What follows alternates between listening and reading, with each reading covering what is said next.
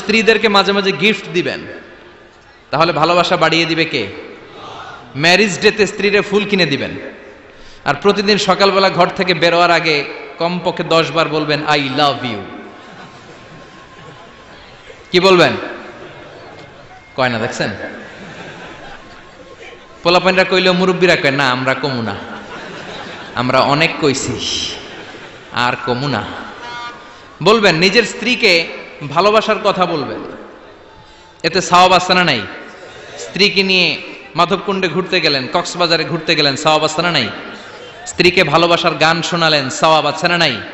তোমারে লেগেছে এত যে ভালো, চাঁদ বুঝি তা জানে, রাতেরও আধারে দোসর হয়ে তাই সে আমারে টানে, চাঁদ বুঝি তা জানে।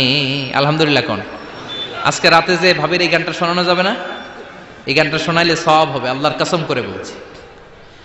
বিশ্বনবী বললেন, অফি বুদআই আহাদিকুম সাদাকা, তোমরা যে শীতের রাতে স্ত্রীকে নিয়ে এক লেপের নিচে, এক কম্বলের নিচে শুয়ে থাকো, তার প্রতিটা মুহূর্তে সওয়াব দিয়ে তোমার আমলনামা ভরে দেয় কে?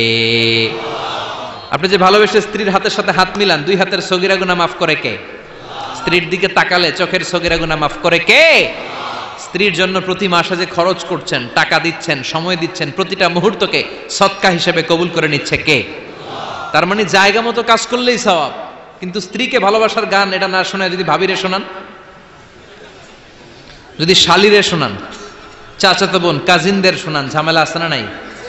তার মানে জায়গা মতো শোনালে সবটাতে সওয়াব। সুবহানাল্লাহ পড়েন। এজন্য আমার বোনেরা, আমার মায়েরা, যাদের কানে আমার মাইকের আওয়াজ যায়, আপনাদের জন্য অসাধারণ শপিং এর ব্যবস্থা আল্লাহ জান্নাতে রেখে দিয়েছে। চিৎকার করে পড়েন আল্লাহু আকবার। এবার পুরুষদের চোখে সবচাইতে দামি জিনিস হচ্ছে সুন্দরী নারী। চিল্লায় কোন ঠিক কিনা?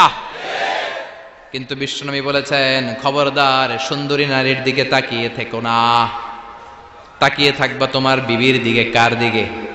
তুমি সুন্দর তাই চেয়ে থাকি, সে কি মোর অপরাধ? না, কোনো অপরাধ নাই, স্ত্রীর দিকে তাকান, কিন্তু ভাবির দিকে তাকালে অপরাধ, শালের দিকে তাকালে অপরাধ নাকি অপরাধী?